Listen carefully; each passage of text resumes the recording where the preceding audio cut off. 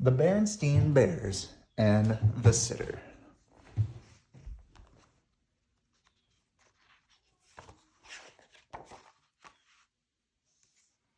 Mom and Dad are going out. Gramps and Gran are too.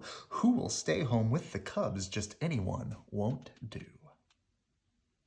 I always like the little poems in the front.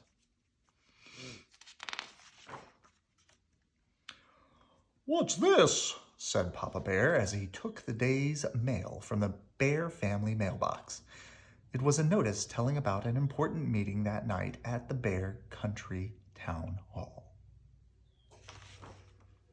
Mama Bear called up Grizzly Gran. Brother and Sister Bear sometimes stayed with Gramps and Gran when Mama and Papa Bear had to be away. But Gramps and Gran were planning to go to the meeting too, so Brother and Sister couldn't stay with them. Or Aunt Maud, or Cousin Wilbur. They were going to the meeting too. Why can't we go with you?" asked Sister, beginning to get a little upset. "Yeah," added Brother Bear.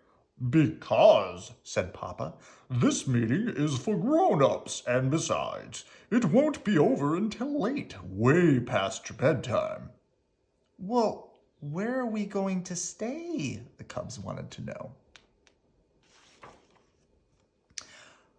"You're going to stay right here," said Mama as she put down the phone. "Alone?" asked Sister. "Of course not," said Mama. "I've arranged for a sitter."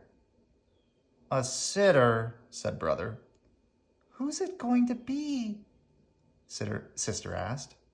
"Miss Grizzle, who lives in the hollow stump at the end of the road," said Mama, feeling much better about the whole thing. "Miss Grizzle," said the cubs, not feeling better at all. Once, when Sister was playing with her friends, their ball went to Mrs. Grizzle's flower garden. Mrs. Grizzle wasn't too happy about it. And another time, when Brother was flying his kite, it swooped and bumped Mrs. Grizzle on that hat. She wasn't too tickled about that either. Later that evening, after the supper things had been cleaned up, Mama and Papa got ready to go to the town meeting. "But who's going to scrub our backs and read us a story and tuck us in?" asked Sister, still a little nervous about the idea of a sitter. "I understand that Mrs. Grizzle has raised 7 cubs of her own," said Mama, putting on her hat, "and I'm sure she's perfectly good back scrubber, story reader, and tucker inner." "She's not going to scrub my back," Brother Bear said under his breath. Mrs. Grizzle came walking up the path to the Bear's treehouse right on time. There was no question about it. It was the same Mrs. Grizzle who had got bopped with the kite and didn't like the cubs romping in her flowers. She was very large, almost as big as Papa, and she carried a drawstring bag.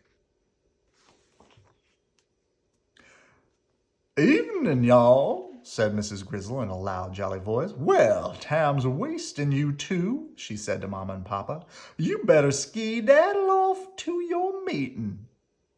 Mrs. Grizzle had a strong way of saying things, and folks usually did what she said.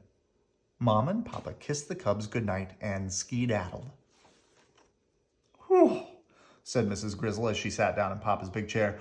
"Oh, it sure is good to get a load off your feet." She took off her hat and looked into her drawstring bag. There's something about somebody looking into a bag that makes cubs very curious. "Mrs. Grizzle," said Sister. "Yes?" "What's in the bag?" "Oh, nothing much. Just some things I take along when I go sitting. A piece of string, a pack of cards." Meanwhile, over at the town hall, the Bears were getting ready for their important meeting.